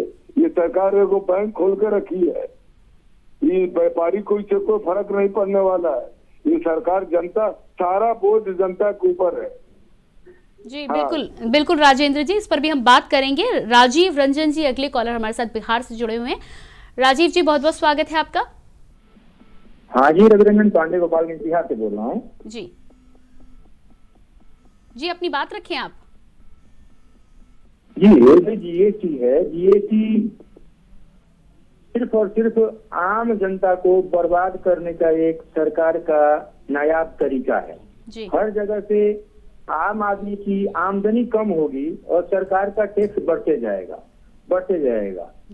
मैं पिछले साल इसका ये हुआ, इसमें मुझे 7,500 रुपए मेरे अकाउंट में थे, उसको धीरे धीरे खत्म कर दिया गया। जीएसटी करके काट लिया गया। कंप्लेन किया तो बोला भाई ये तो सरकार का नियम है। सरकार का नियम कुछ भी होता है तो आम आदमी मिनिमम बैलेंस किसके पास आता है मैम? जी हाँ, मिनिमम बैलेंस जो जिसकी आमदनी कम होती है उसके पास होता है। मैक्सिमम वाले को तो कोई दिक्कत ही नहीं है। जो हमारे पूंजीपति हैं उनको तो कोई दिक्कत ही नहीं है। जीएसटी है, ठीक है, तो अभी डीजल पेट्रोल पे जीएसटी कहाँ गई? डीजल पेट्रोल के ऊपर जीएसटी अगर 28% भी जीएसटी डाला जाए तो रेट क्या जाएगा? जी, तो यहाँ पर दिक्कतें हैं, तमाम दर्शकों को भी दिक्कतें हैं, सबकी अपनी बातें। दीप जी, आपके पास आना चाहूंगी। उमंग जी ने जैसा कि बताया कि किस तरह से व्यापारियों की समस्याओं को हल करने के लिए फोरम के गठन की आवश्यकता है। एक तो आपसे ये जानना चाहूंगी कि क्या ये व्यवहारिक है। दूसरी बात ये है कि जनता का ये मानना है कि जीएसटी जो भी आएगी उससे ना व्यापारियों को घाटा है ना सरकार को घाटा है, पूरा घाटा जनता को ही है। इस बात में कितनी सच्चाई है? ये जो विषय उन्होंने रखा है, राजीव रंजन और राजेंद्र जी दोनों का एक ही कहना है कि ये वास्तव में घाटा जनता का है। तो इनडायरेक्ट टैक्स होता ही है, जनता से ही लिया जाता है। हाँ, व्यापारी जो है सरकार की तरफ से एज एजेंट की काम करता है, कलेक्शन एजेंट की तरह काम करता है। व्यापारी वो पब्लिक से कलेक्ट करता है और सरकार के पास जमा करता है। व्यापारी का ये काम होता है। लेकिन इन्हीं सारी चीजों से सारी अर्थव्यवस्था चल रही है। मतलब इस चीज को हटाया नहीं जा सकता है, संभव नहीं हटाना। जी हाँ, ये है कि जो पहले अलग अलग राज्य सरकारों में सेल टैक्स के जो प्रावधान थे, वैट के जो प्रावधान थे, उनको समाहित करके अपने देश में एक जीएसटी की व्यवस्था लगाई गई है। ये जीएसटी की व्यवस्था जब लगाई गई तब और उसके बाद भी लगातार जो है परामर्श की प्रक्रिया चला करती है। जीएसटी काउंसिल की जो बैठक होती है वो इसीलिए होती ही है कि कहीं भी कोई दिक्कत आ रही है तो उसका समाधान किया जाए, उसको आगे बढ़ाया जाए, ठीक किया जाए उन सब सारी चीजों को। उमंग जी का हमें ये सुझाव ठीक लगता है। जो पहले एक व्यवस्था हुआ करती थी कि हर शहर में जो अपने जो व्यापार का कार्यालय होते थे वहां पर एक समिति टाइप की रहती थी, जहां पर कि जाके व्यापारी उस व्यापार कर से संबंधित चीजों की जो अपनी शिकायतें होती थी वो जाके अपनी रखते थे और बहुत सी चीजें जो हैं वो अधिकारी जो है आगे बढ़ाते थे और उनसे उनका समाधान भी मिलता था।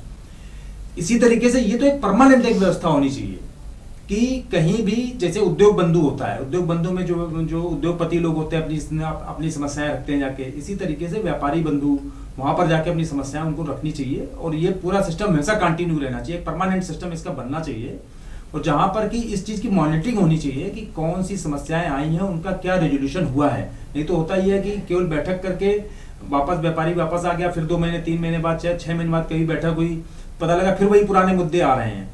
तो पुराने मुद्दों जो पुराने विषय लिए गए उनका समाधान क्या हुआ, उनके बारे में उनको जानकारी दी जाए कि क्या उस पर निर्णय लिया गया। मतलब जरूरी नहीं निर्णय वो उनके फेवर में ही हो, ये जैसा वो सोच रहे हैं वैसा ही हो, लेकिन उस पर चर्चा हुई और उस पर चर्चा के बाद निर्णय लिया गया कि हाँ इसको करना है या नहीं करना है। और व्यापारियों के सुझाव पर हमेशा ध्यान देना चाहिए। ये बात बिल्कुल सही है कि एक परमानेंट व्यवस्था इसकी बनाई जानी चाहिए। रही बात यह कि चूंकि व्यापारी तो एज एजेंट काम कर रहा है कि गवर्नमेंट का पैसा कलेक्ट करता है पब्लिक से और गवर्नमेंट के पास जमा करता है, इसमें कभी उससे गलती भी हो गई, लेकिन इसी में कुछ लोग जो गड़बड़ियां करते हैं उसकी वजह से क्या होता है, जो गेहूं के साथ में घुन पिसने वाली स्थिति हो जाती है कि पता लगा कुछ लोग इसमें बीच में चोरी चमारी करने लगते हैं। बहुत सारे केसेस इस तरह के अखबारों में आए कि लोगों ने इनपुट क्रेडिट की अच्छी खासी चोरी की, वो थोड़ी बहुत रकम नहीं थी, मतलब हजारों करोड़ की रकम है वो। तो इस तरह के जो लोग होते हैं उन लोगों को चिन्हित करके अलग से दंडित किए जाने का प्रावधान है और प्रावधान होना चाहिए। लेकिन जो सामान्य व्यापारी है उसके ऊपर इन सब चीजों का प्रभाव नहीं पड़ना चाहिए। उन दोनों चीजों को अलग करने की जरूरत है। साथ में वर्गीकरण करने की जरूरत है कि एक छोटा व्यापारी है 50 लाख तक के टर्नओवर वाला, एक व्यापारी है 5 करोड़ के टर्नओवर वाला, एक व्यापारी है 50 करोड़ के टर्नओवर वाला या 500 करोड़। इस तरह के वर्गीकरण होना चाहिए कि किस तरह के व्यापारी के ऊपर किस तरह के प्रावधान हम लागू करें, जिससे कि कम से कम मान लीजिए 5 करोड़ का या 50 लाख का जो व्यापारी होगा वो कितना चोरी कर लेगा। मान लो उसने पूरा भी टैक्स उठा के पूरा चोरी कर लिया तो भी कितना चोरी कर पाएगा, मतलब उठ के मुंह में जीरा वाली स्थिति होगी। और जो 5000 करोड़ का व्यापार कर रहा होगा वो अगर 1% भी चोरी करेगा तो भी बड़ी फिगर हो जाएगी। तो वॉल्यूम के हिसाब से देखते हुए वर्गीकरण करके अगर व्यापारियों को वर्गीकरण करके उनकी समस्याओं का समाधान किया जाए तो हमें लगता है कि ठीक रहेगा। जी बिल्कुल, तो यहाँ पर दीप जी का और साथ ही साथ उमंग जी का जो भी कहना है, संजय जी आपके पास आऊंगी और इस बारे में बात जरूर करूंगी, लेकिन इससे पहले हमें ब्रेक पर जाना है। ब्रेक पर जाने से पहले अपने तमाम दर्शकों को जरूर कहना चाहूंगी कि जीएसटी के मुद्दे पर आज हम बात कर रहे हैं। जीएसटी को लेकर व्यापारियों के जो भी सुझाव हैं उस पर विचार विमर्श होना तो तय है और होना भी चाहिए। इसके अलावा जनता को यदि ऐसा लगता है कि जनता का दोनों ही ओर से घाटा है तो इस विषय पर हम चर्चा करेंगे, बात को आगे बढ़ाएंगे, लेकिन उससे पहले रुकेंगे एक छोटे से ब्रेक के लिए।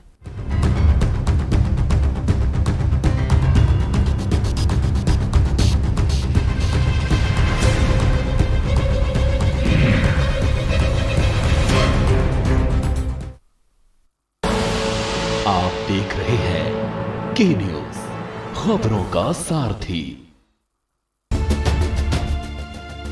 प्रधानमंत्री मोदी के आत्मनिर्भर भारत के सपने को साकार करती त्रिवेंद्र सरकार ने ग्रोथ सेंटर के जरिए उत्तराखंड की महिलाओं को बना दिया है आत्मनिर्भर। और ये सब संभव हो पाया है सूबे के मुखिया त्रिवेंद्र सिंह रावत की दृढ़ इच्छा शक्ति से। महिला सशक्तिकरण की दिशा में त्रिवेंद्र सरकार ने किया है अनूठा प्रयोग। यहाँ पर महिलाएं खुद कर रही हैं स्थानीय उत्पादों की ग्रेडिंग, पैकेजिंग और ब्रांडिंग। हमारी आजीविका का साधन है वो बड़ा है और महिलाओं की आमदनी भी बढ़ी है। इससे महिलाएं जागरूक भी हुई है, कुछ हद तक से हमें बहुत फायदा हुआ है। पिथौरागढ़ के इस ग्रोथ सेंटर में माल्टे का जूस बनाकर महिलाएं संवार रही हैं अपनी आर्थिकी को। तो वहीं पौड़ी के अमोठा ग्रोथ सेंटर में भीमल के रेशे का प्रयोग चप्पल बनाने में कर रही हैं महिलाएं। भीमल के रेशे से बनी इन चप्पलों की खूबसूरती देखते ही बनती है। बागेश्वर के मुनार गांव में स्थानीय उत्पाद मंडुए के बिस्किट बनाकर अपनी आजीविका को मजबूत कर रही हैं महिलाएं। हरिद्वार के पौराणिक मंदिरों में पूजा पाठ में उपयोग होने वाली वस्तुएं और भोग के रूप में प्रयोग किए जाने वाले बेसन के लड्डू व अन्य मिष्ठान को पूरी शुद्धता के साथ किया जा रहा है तैयार। अल्मोड़ा में महिलाओं ने बेकरी उत्पादों के जरिए नई पहचान बनाने में कामयाबी हासिल की है। चमोली में 1.5 लाख गुलाब की नर्सरी लगाकर महिलाओं ने बनाई है खास पहचान। अब तक इन ग्रोथ सेंटरों से 30,000 से अधिक लोगों को मिला है रोजगार। ग्रोथ सेंटर बनने से महिलाओं को रोजगार मिला है और स्थानीय महिलाएं पहले घरेलू काम में ही व्यस्त रहती थी, अब यहाँ आके अपना आजीविका परक कार्य करके उनको खुशी मिलती है और उनके परिवार भी समृद्ध होते हैं। स्वरोजगार से उद्यमिता की ओर बढ़ रहे हैं उत्तराखंड की महिलाओं के कदम। खुदी को आजमाया है तो ये अंदाज आया है, खुदी को आजमाया है तो ये अंदाज आया है। तुम में भी मैं हूं, शुद्ध प्लस पान मसाला। जीएसटी के नए नियम बने मुसीबत, व्यापारी परेशान, कारोबार चौपट, महंगाई के साथ टैक्स की मार। क्या भारत बंद से बनेगी बात? जीएसटी पर हाहाकार। आज का मुद्दा रात 8 बजे। आप देख रहे हैं के न्यूज, खबरों का सारथी।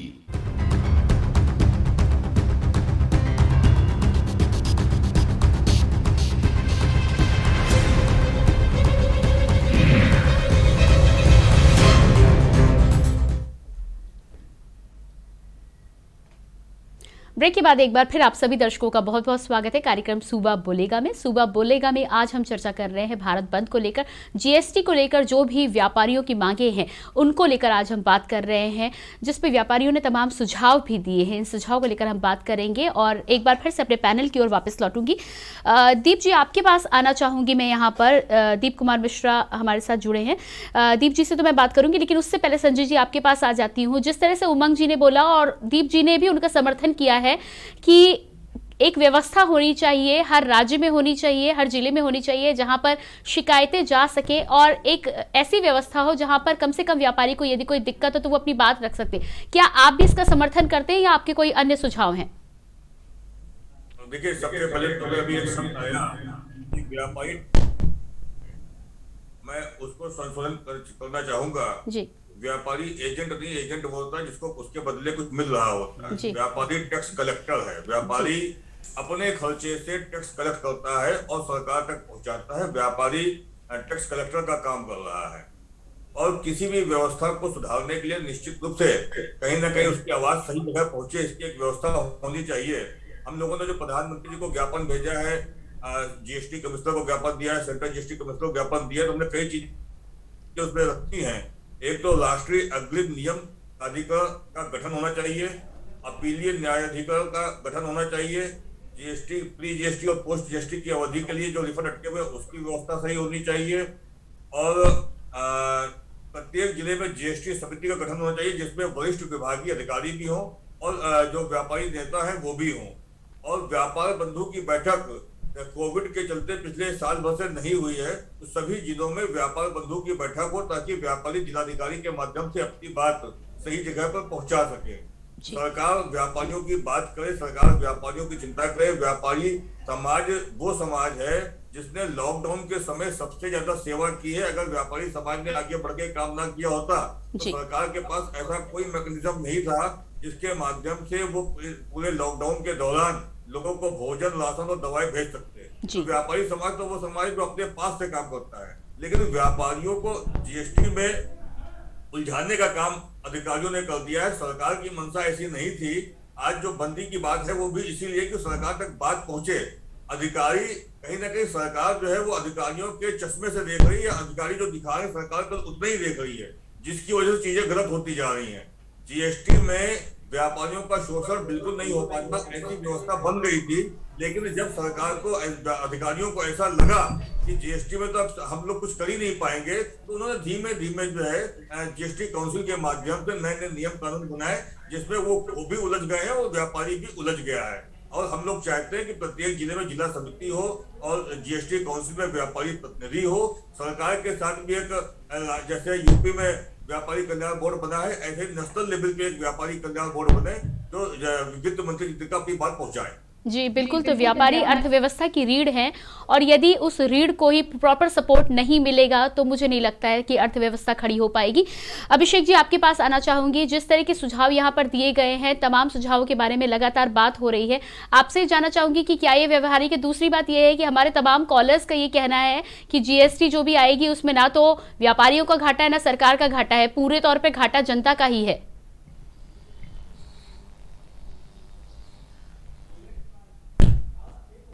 सबसे बड़ी बात यह है कि जिस लिए जीएसटी लिया जा रहा है और जिससे जीएसटी वसूला जा रहा है वो जनता ही है। और अगर इसमें कुछ अव्यवस्थित होता है तो निश्चित तौर पर व्यापारी तो परेशान हो ही रहे हैं, लेकिन सीधे तौर पर जनता भी उससे जुड़ी हुई है और जनता पर सबसे बड़ा असर आएगा।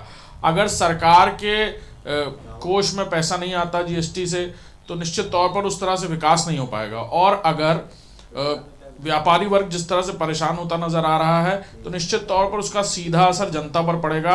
अगर जीएसटी के रेट इस तरह बढ़ते हैं या जीएसटी का अव्यवस्थित होना अगर सीधे तौर पर व्यापारी के धंधों पर या लगातार उनके छोटे या मझोले कारखानों पर असर करता जा रहा है तो उनके ऊपर भी प्रेशर बनेगा और निश्चित तौर पर भ्रष्टाचार ही नहीं बढ़ेगा बल्कि सीधे तौर पर जनता इसका शिकार होती हुई नजर आएगी आने वाले वक्त में। तो ये बात बिल्कुल व्यवहारिक है। और सबसे बड़ी बात यह है कि फोरम को डेवलप करना और फोरम में उन लोगों को रखना जो लोग व्यापारियों के अलग अलग प्रतिनिधि मंडलों की बात, सिफारिशों को सुन पाएं। उसके हिसाब से अगर अमेंडमेंट किया जा सकता है या अमेंडमेंट की बात नहीं भी होती तो कम से कम अगर कुछ ह्यूमन एरर की वजह से कुछ परेशानियां आती हैं, टेक्निकल फॉल्ट आती है, तो कम से कम उसके लिए एक बी लाइन तैयार हो पाए कि व्यापारी जाकर उस फोरम पर अपनी बात बता पाएं, अप्लाई कर पाएं और जाकर उनके खिलाफ तुरंत कार्रवाई होने से पहले उन्हें एक मौका दिया जाए कि वो उस टेक्निकल एरर या उस परेशानी को दूर कर पाएं। तो निश्चित तौर पर वो व्यावहारिक दिक्कतें हैं जो पेश आ रही हैं और शायद यही वजह है कि वो आज आंदोलन भी कर रहे हैं। जी बिल्कुल, तो ये तमाम ऐसी दिक्कतें हैं प्रैक्टिकल दिक्कतें हैं जिसमें लोगों को समझने में परेशानी आ रही है। सरलीकरण की मांग लगातार हो रही है और इसके अलावा ये कहा जा रहा है कि जो भी विसंगतियां हैं उसको लेकर विचार विमर्श करने की यहाँ पर खास तौर पर आवश्यकता है और वो होना ही चाहिए। उमंग जी, आपके पास आना चाहूँगी। संजय जी से भी जैसे की बात हुई, उनका ये कहना था कि दुख के समय, मुसीबत के समय जब कोरोना काल आया तो व्यापारियों ने पूरी तरह से सरकार को सपोर्ट किया था। आज वो उल्टा सरकार से सपोर्ट चाहते हैं, तो क्या ये कोई बदले की भावना है? क्या चाहते हैं? नहीं, बिल्कुल बदले की भावना नहीं है। व्यापारी को कोई मजबूर नहीं किया गया था। व्यापारी ने अपना नैतिक कर्तव्य समझ करके समाज के प्रति, मानवता के प्रति अपने पूरे भाव से, पूरे मनोयोग से, पूरे धन योग से समाज के लिए उस वक्त जब एक महामारी का रूप आया था तन मन धन से सेवा की थी। और कहीं पे भी आपने देखा होगा, हर जगह व्यापार एसोसिएशन, व्यापार मंडल, व्यापारी, उद्यमी, ये लोग खाना बंटवा रहे हैं, मास्क दे रहे हैं, सैनिटाइजर दे रहे हैं, जो भी व्यवस्था करनी है, रुकने की व्यवस्था करनी है प्रवासियों को, उनको बिस्कुट देना, उनको पानी पिलवाना है। स्टेशनों पे आपने देखा लगातार व्यापारी के जत्थे लगे हुए हैं कार सेवा करने में और लोगों की सेवा कर रहे हैं। और इसके बदले में हमें कुछ नहीं चाहिए। आज ये कोई बदला नहीं है, बल्कि सरकार को चाहिए था, ये दायित्व तो सरकार का था। अगर कोई महामारी आ गई है तो सरकार को हमारी प्रजा की रक्षा करनी चाहिए थी, जनता का हित देखना चाहिए था। उसके बदले में हमें कुछ नहीं चाहिए। परंतु क्या सरकार ने एक भी बिजली का बिल माफ किया? जिन ट्रकों की परमिट रद्द हो गए थे टैक्स न देने की वजह से, जिनका टैक्स अभी भी ड्यू है, क्या उनको माफ किया? सरकार ने अपने राजस्व को 1 रुपया भी नहीं छोड़ा। जबकि यह सर्वविदित है कि 22 मार्च से लेकर के जून तक लगभग सभी व्यापार बंद रहे थे, प्रतिष्ठान बंद रहे थे। अगर खोलते तो उसमें जुर्माना लगता, हमें सजा मिलती, हमें जेल जाना पड़ता। ऐसे में सरकार ने हमारे प्रति कुछ नहीं किया, हमारे लिए कोई सहूलियत नहीं की। उसके बावजूद भी हम व्यापारी हैं, भिखारी नहीं। हम कुछ नहीं मांग रहे हैं, हम केवल अपना हक मांग रहे हैं। हमें अच्छे से व्यापार करने दीजिए, सुगमता से करने दीजिए।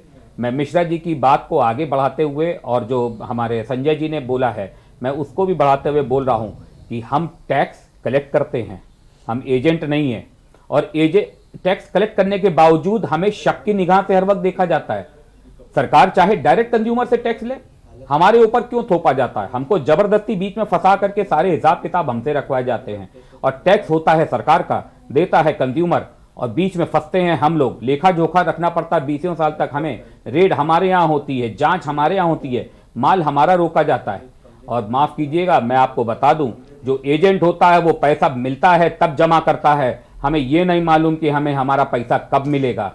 हमें आज मिलेगा, 2 महीने बाद मिलेगा, 6 महीने बाद मिलेगा या नहीं मिलेगा, मगर सरकार 20 तारीख आने से पहले हमसे उसका टैक्स वसूल लेती है। और एक भी दिन की देरी होती है तो हमें चोर साबित कर दिया जाता है और हमें कर अपवंचक बताया जाता है और हमसे पेनल्टी और टैक्स वसूल लिया जाता है। आरसी तक जारी हो जाती है, हमें जेल तक भेजने की तैयारी हो जाती है। ऐसे में हम क्यों टैक्स वसूले?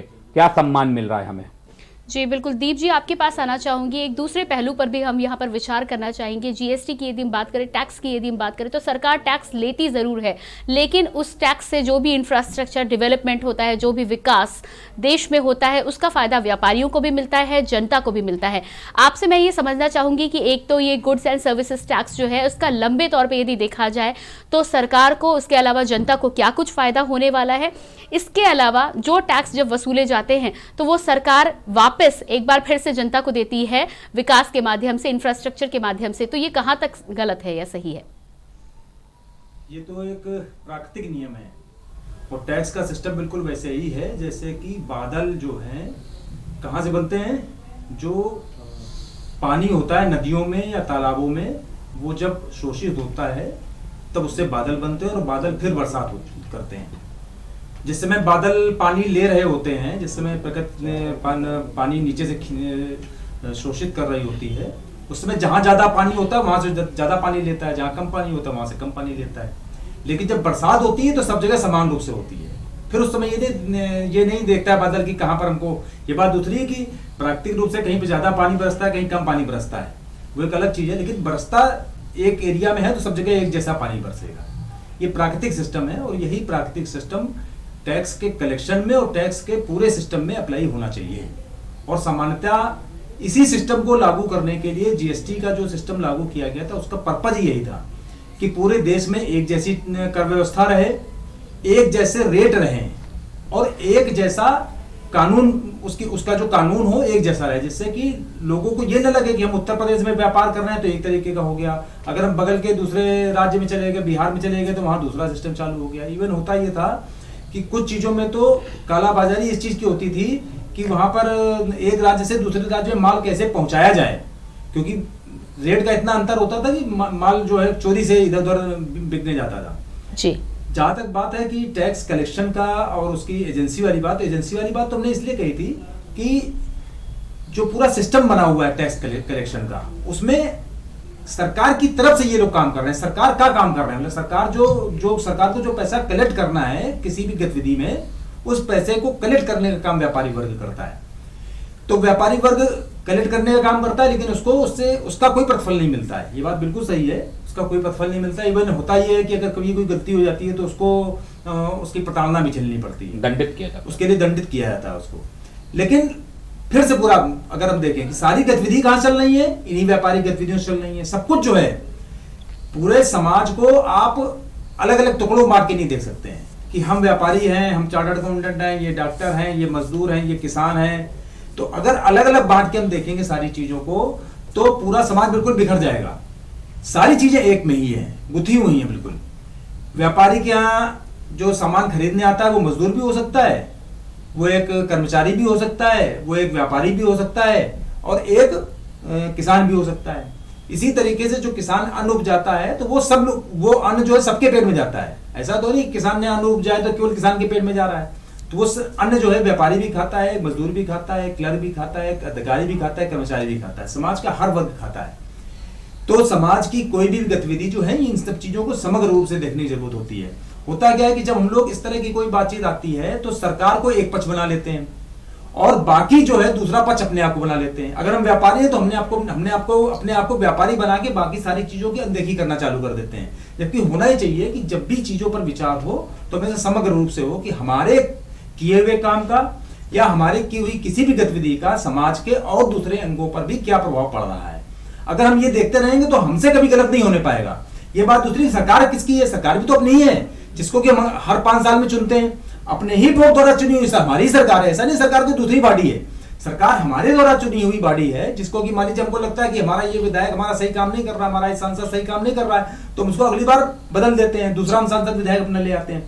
तो वो भी सरकार भी हमारी है, जो जनता में जो लोग हैं वो भी हमारे अपने हैं, चाहे वो हमारे यहाँ काम करने वाला हमारा कर्मचारी हो, चाहे रोड पर सफाई करने वाला सफाई कर्मचारी हो, चाहे खेतों पर काम करने वाला किसान हो, सभी लोग अब हमारे अपने हैं, हमारे परिवार के अंग हैं। एक ही परिवार में होता क्या है कि एक बच्चा जो होता है डॉक्टर बन जाता है, दूसरा सीए बन जाता है, कोई व्यापारी बन जाता है, कोई कर्मचारी बन जाता है, तो एक ही परिवार के सारे अंग हैं। लेकिन हाँ, जब होता क्या सामान्यतः कि वही चीज फिर से कि जब हम अपने पक्ष की ओर केवल देखते हैं तो हमको केवल अपना पक्ष सही नजर आता है और बाकी चीजें हमको गलत नजर आती है। जी दीप जी, हमको करना क्या चाहिए कि सारी चीजों को एक रूप से देखना चाहिए, एक साथ समग्र रूप से देखना चाहिए। सरकार अगर गलत कर रही है तो कहीं ना कहीं इसमें गलती हमारी भी हो सकती है कि हमने गलत सरकार चुनी हुई हो। जी बिल्कुल दीप जी, आपके पास वापस आऊंगी मैं। हमको लगता है कि हमारी सरकार गलत काम कर रही है तो हम उसको इंगित करें कि तुम यहाँ गलत काम करो। जी दीप जी, एक बार वोट दे के दीप जी आपको रोकना चाहूंगी मैं यहाँ पर, इस बात को हम जरूर आगे बढ़ाएंगे, लेकिन उससे पहले समय हो चुका है यहाँ पर एक छोटे से ब्रेक का। अपने तमाम दर्शकों को हम बता दें कि जीएसटी को लेकर आज हम चर्चा कर रहे हैं, तमाम पहलुओं पर हम चर्चा कर रहे हैं। यदि आपकी भी कोई परेशानी है तो आप हमें कॉल कर सकते हैं। इसके अलावा व्यापारियों की जो भी परेशानियां हैं उनको लेकर हम खास तौर पर आज बात कर रहे हैं, चर्चा को आगे बढ़ाएंगे, लेकिन उससे पहले रुकेंगे एक छोटे से ब्रेक के लिए।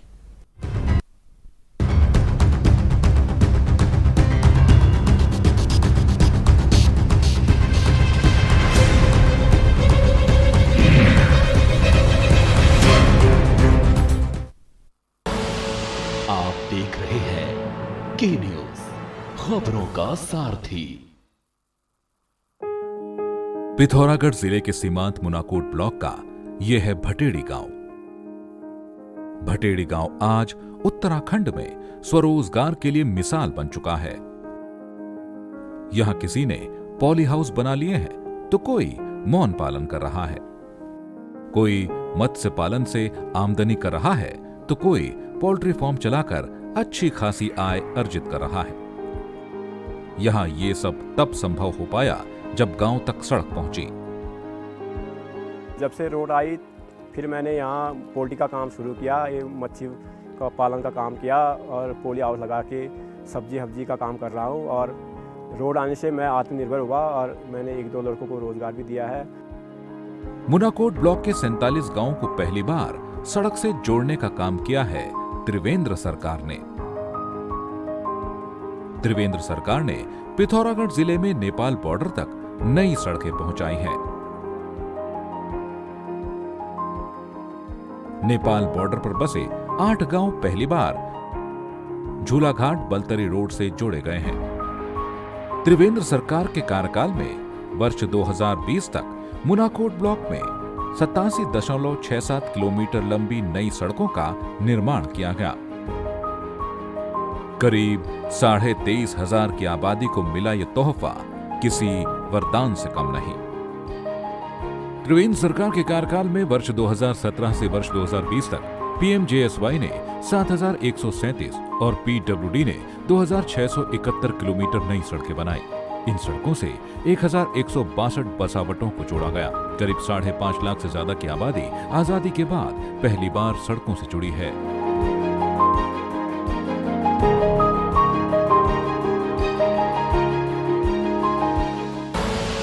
आप देख रहे हैं के न्यूज, खबरों का सारथी।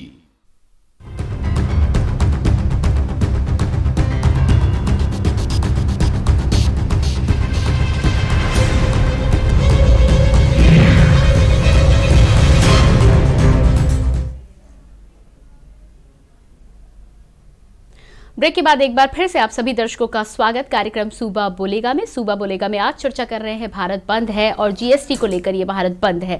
लगातार तमाम व्यापारियों का ये कहना है कि सरकार जीएसटी को तो सामने रखे, उसमें उन्हें कोई दिक्कत नहीं है, लेकिन जो भी विसंगतियां हैं, जो तौर तरीके हैं, उसको लेकर बात करनी चाहिए और जो भी परेशानियां व्यापारियों को आ रही हैं उसके बारे में कहीं ना कहीं बात कर विचार विमर्श कर उनका निपटारा करना आवश्यक होना चाहिए। इसी विषय पर हम चर्चा कर रहे हैं, आगे बैठेंगे। हमारे साथ पैनल हमारा अभी भी जुड़ा हुआ है। उमंग जी हैं, संजय जी हैं, दीप जी हैं और अभिषेक जी। अभिषेक, सबसे पहले आपके पास आना चाहूंगी।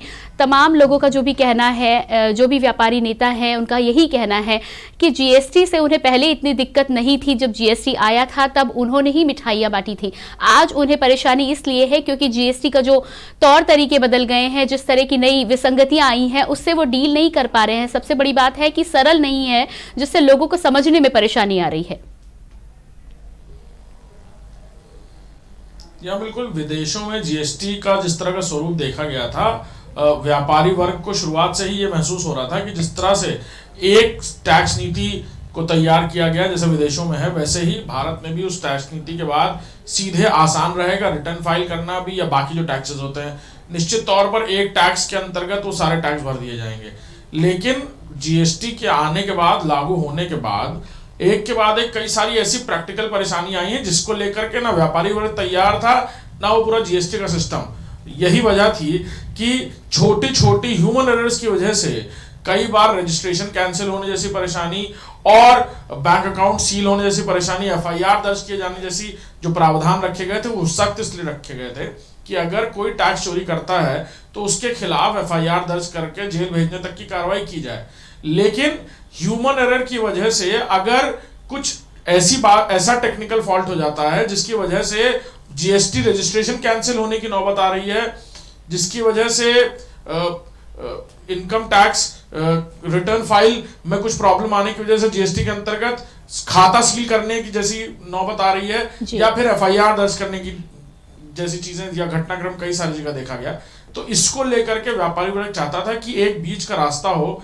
अगर कोई टेक्निकल फॉल्ट होती है, उनसे ह्यूमन एरर होती है, चाहे सीए के वजह से या फिर इनकम टैक्स रिटर्न फाइल करने के लिए जो भी वकील या जो भी कंसल्टेंसी को वो लोग यूज करते होंगे, तो निश्चित तौर पर उनसे कोई गलती होने की वजह व्यापारी को ना भुगतनी पड़े और कोई बी लाइन ऐसी हो जिस पर जाकर वो ये बात बता पाए कि हाँ उनसे कुछ टेक्निकल फॉल्ट हो गई है, उन्हें दोबारा एक मौका दिया जाए ताकि वो जीएसटी फाइल कर पाए या फिर जीएसटी रिटर्न जो हर साल होता है वो रिटर्न फाइल कर पाए। तो निश्चित तौर पर ये वो परेशानियां हैं, व्यवहारिक दिक्कतें हैं। लेकिन ये भी बात साफ है कि जीएसटी को हर बार आने वाले वक्त की नई तकनीकों के साथ जोड़ा जा रहा है।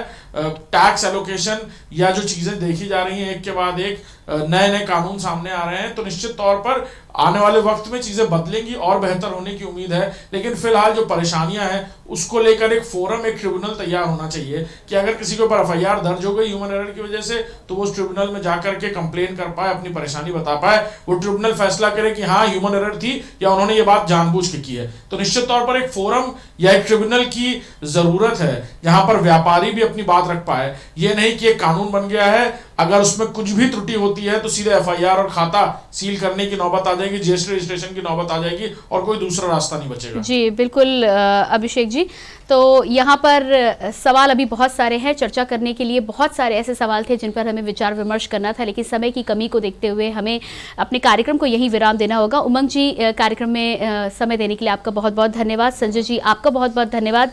दीप कुमार जी आपका बहुत बहुत धन्यवाद और अभिषेक जी आपका भी बहुत बहुत धन्यवाद। लगातार आज हमने अपने कार्यक्रम के दौरान ये चर्चा की है कि जीएसटी को लेकर तमाम ऐसे लोग थे, व्यापारी भी उस समय बहुत खुश हुए थे जब जीएसटी को इंट्रोड्यूस किया गया था, लेकिन आज कुछ ऐसी विसंगतियां हैं जिसको लेकर व्यापारी सड़कों पर हैं, अपनी बात सरकार के सामने रखना चाहते हैं और सरकार से विचार विमर्श कर इसे सरल करना चाहते हैं ताकि उन्हें आसानी हो और आने वाले समय में जब जीएसटी लागू की जाए तब इससे किसी को कोई भी दिक्कत ना आए। यही बड़ा मुद्दा है, यही मुद्दा हमने उठाने की कोशिश करी अपने कार्यक्रम के माध्यम से। आगे और भी ऐसे विषय हैं जिसके बारे में हम बात करेंगे, आपकी आवाज को सरकार तक पहुंचाने का पूरा प्रयास करेंगे, लेकिन आज के कार्यक्रम में इतना ही। लेकिन आप बने रहिए लगातार के न्यूज़ इंडिया के साथ। नमस्कार।